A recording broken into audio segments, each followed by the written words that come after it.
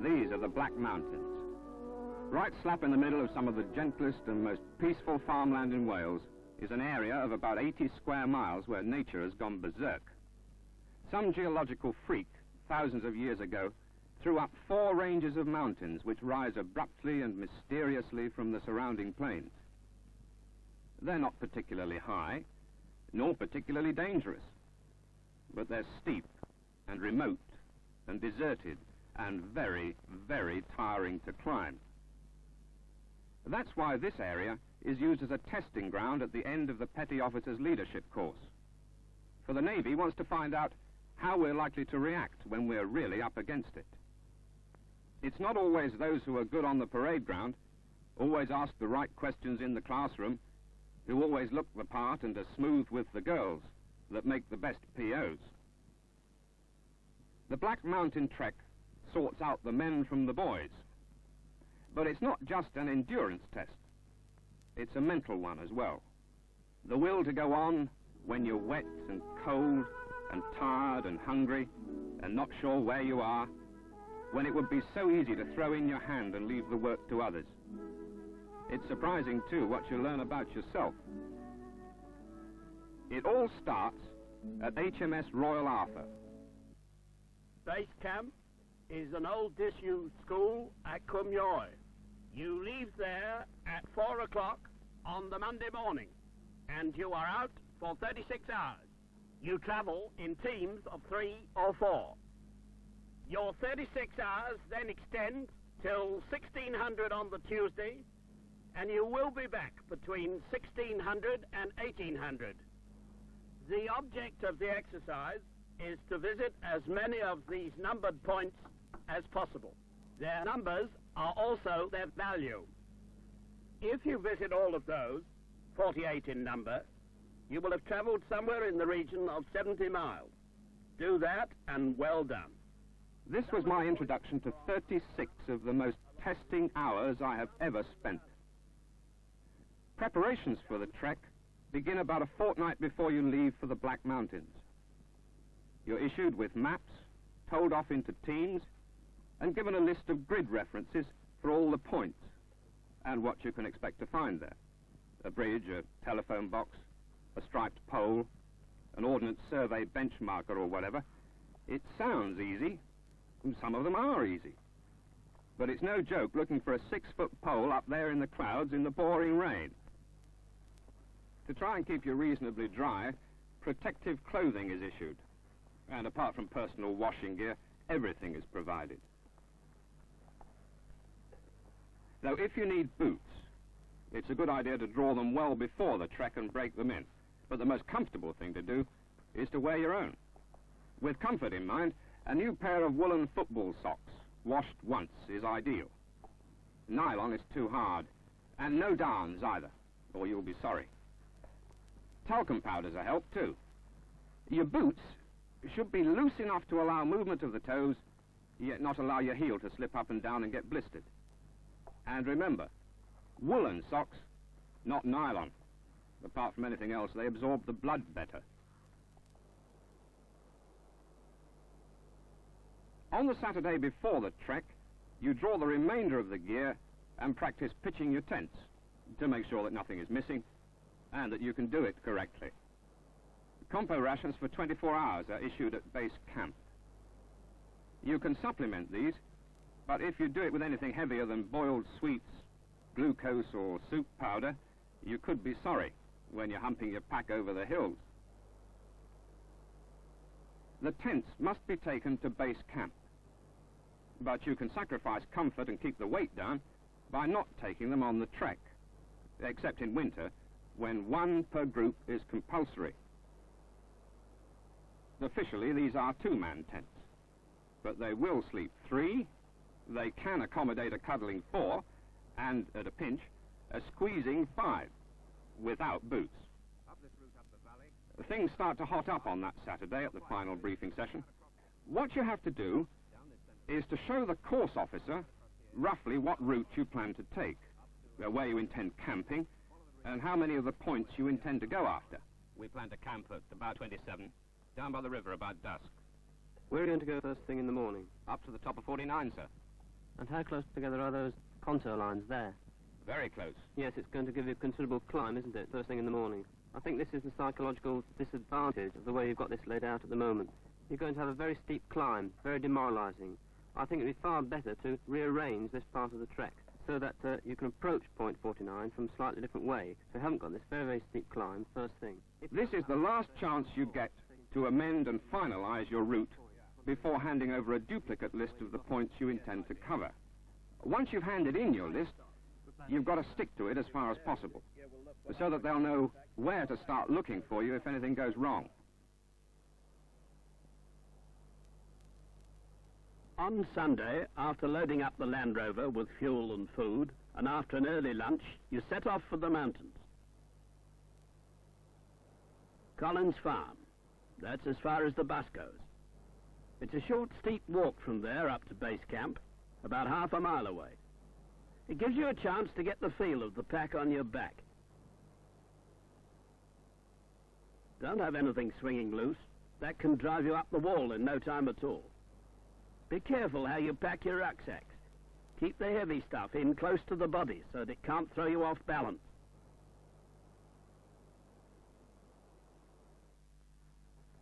Well, this is it. An old school classroom. The Cwmyoy Hilton, that's what they call it. Oh, well, I've certainly slept in worse places. Just time to dump your gear and then off up the Craig.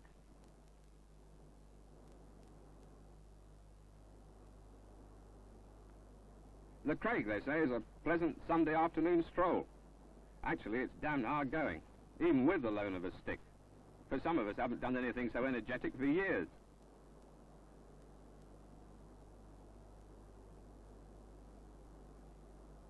On top of the Craig, you get the chance to do some practical map reading and to pick out some of the points that you'll be visiting on the trek.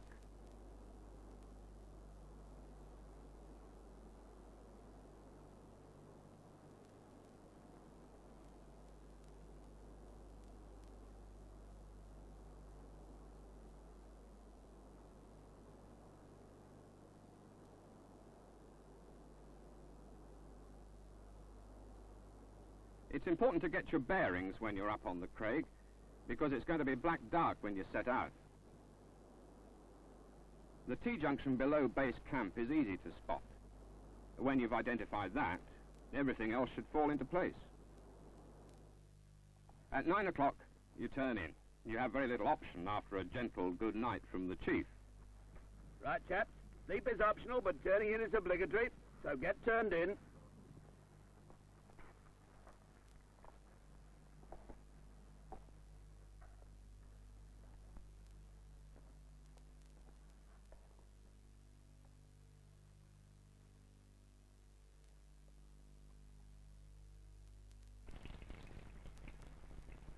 Breakfast in the Cwmyoy Hilton is served at 03:30 on Monday mornings, and there's no guard and steerage.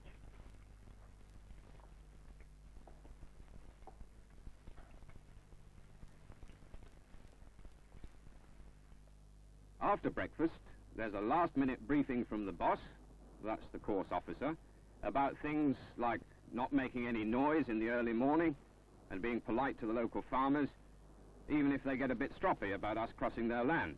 That sort of thing. Plus instructions on how to get help if we're up against it or someone gets injured. You start out with a few minutes interval between each group, but the mountains will sort you out anyway. You may feel quite perky, but be careful. Don't be too cocky because you've a long way to go. You soon begin to see the sense in some of the things your course instructor has been telling you. Gain height as early as you can, and when you get there, stay there. But remember, if you're after points, you must be prepared to walk down and climb up again. And study the map carefully, because the shortest way between the 2 points may turn out to be the toughest way to walk. It might pay you far better to take a longer, easier route. As far as possible, stick to existing paths. If generations of people, or sheep for that matter, have been using a path, it must be the most sensible way to go.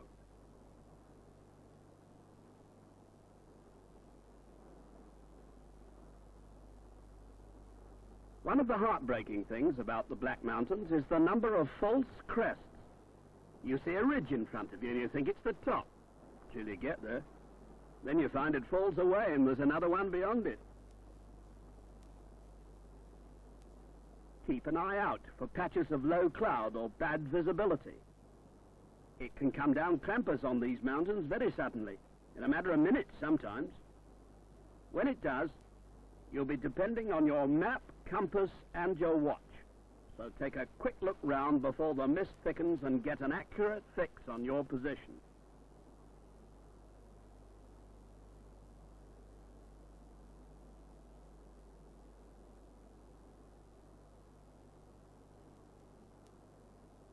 When using the compass in mist, fog, or at night, send one of the party ahead to the limit of visibility and line him up on the bearing.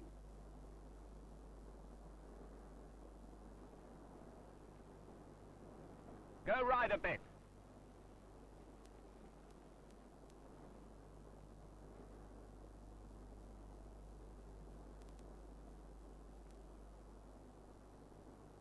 Stop! Whilst he remains stationary, the rest of the party can join him. Proceeding in this way is slow but accurate, and it obviates the natural tendency to go round in circles.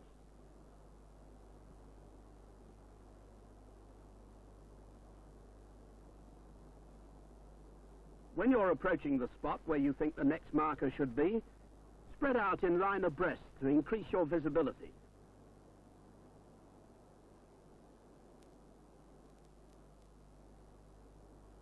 But don't lose sight of each other, whatever you do.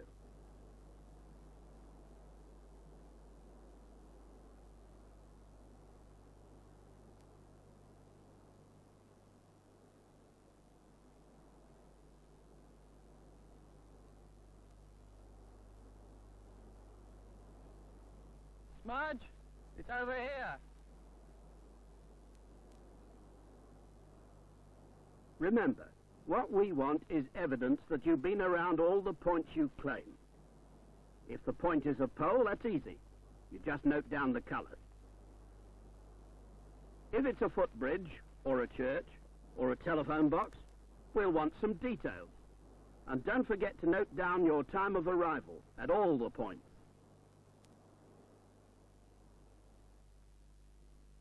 There'll be arguments, of course. And if you're the leader of your group, you'll have some sorting out to do. Old Slim now fancies himself as a map reader, and he's pretty certain that this is the way to point 12. Bungy is equally certain that we should be a lot further south. The fact that it is a footbridge doesn't help, because there's another one half a mile downstream. I think Slim is right, so we'll claim it as 12, take the details, and hope for the best. It's not long, though, before Slim puts his foot in it, or rather on it. One of the first things we were told was not to climb over gates, walls, or fences.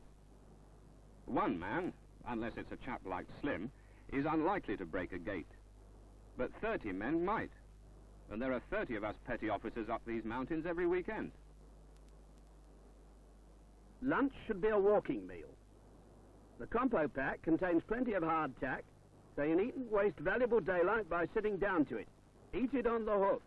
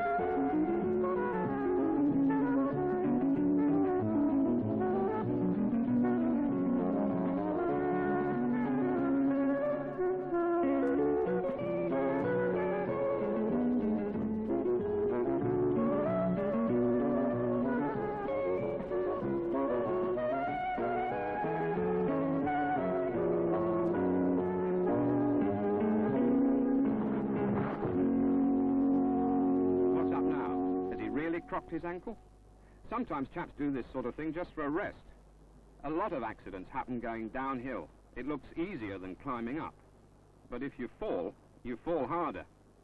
How's the time going? We should be well on the way to point 101 by now.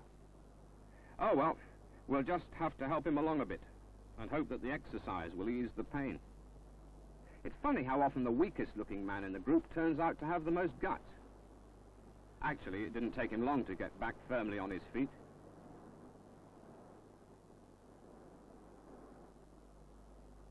Hello, they're knocking off a bit early, aren't they? Silly place to camp, right on the crest. They'll probably roll out or be blown out by the morning. It's a good job it's not winter, when bad weather makes the valleys the only safe place to camp.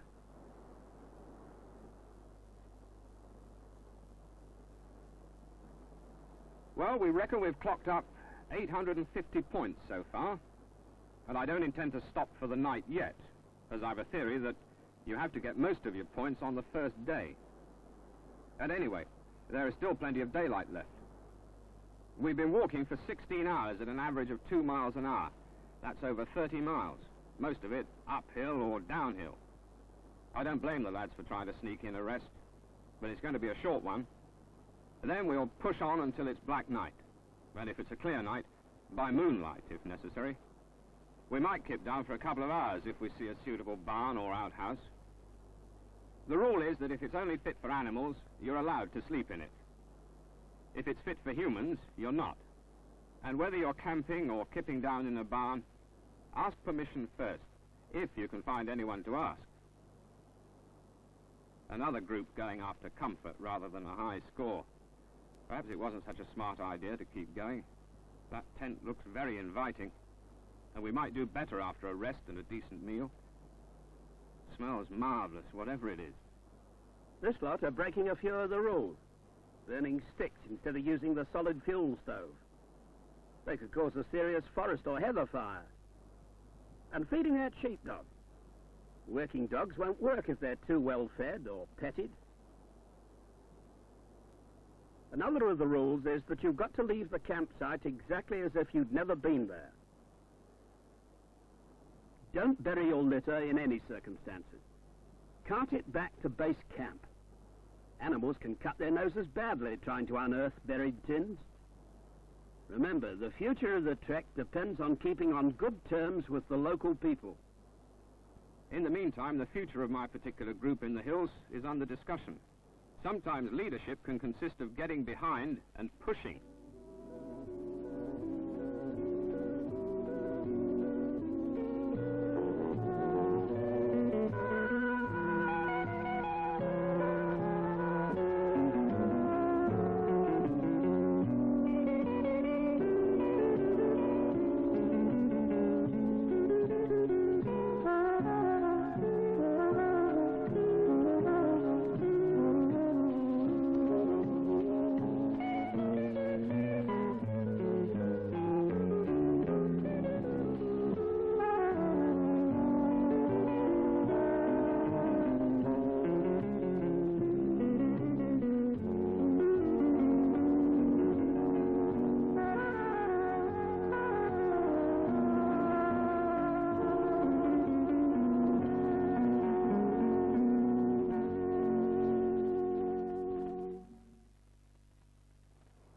If they think they're going to sleep until normal Rivali time, they've got another think coming.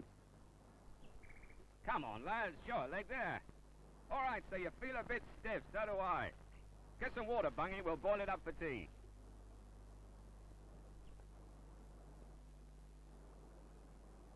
I must remember to sterilize some for our water bottles, as none of this Black Mountain stuff is safe to drink.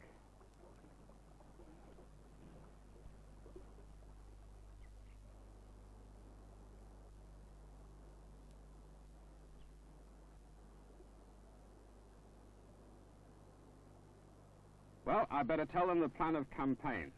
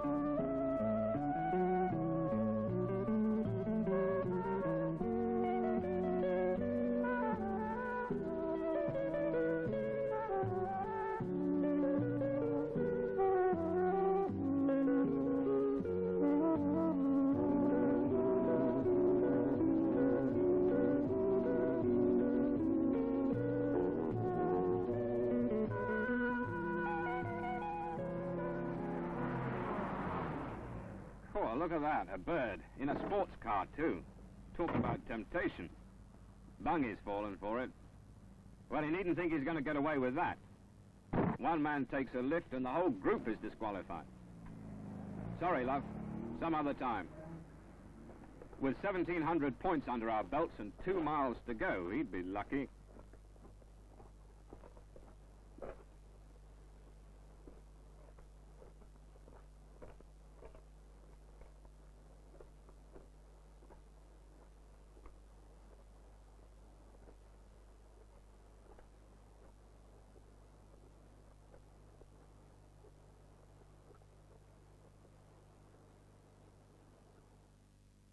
Well, it's over at last. Now for the Inquisition bit. Are we sure it was point 17? The colours don't tally with the colours listed in his book. Someone must have switched the poles around then. Yes, of course we're sure there was no pole at point 47. Well, if another group saw it, it must be there. We can't have gone far enough down, but I'm certain we were in the right area. After the debriefing, a good wash. And above all, a chance to soak your feet in the luxury bathroom that is one of the 4-star features of the place. Many of the lads seem to have fared a lot worse than we did. Poor old sod. You can see those feet aching.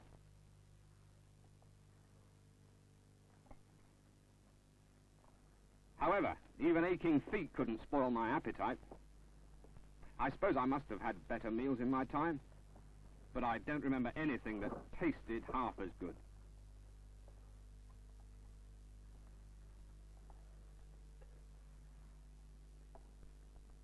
Now for the news, good or bad, on how we fared on the trek. Time of year. Petty Officer Cooper's group, 1,365. Petty Officer Hamilton's group, 1,486. Petty Officer Smith's group, 1,712, the best score. Petty Officer Sutton's group. Now for a well-earned pint or two. It's only a short limp down to the local. This is the moment when the mountains, bad as they were, suddenly get higher, and the cliffs get steeper, and the fog thicker, and the injuries more horrible and ghastly.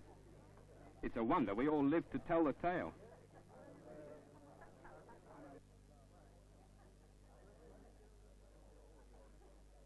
And we didn't even get a lie-in next morning. We were busy cleaning up the base camp by 07:30, ready for the next course.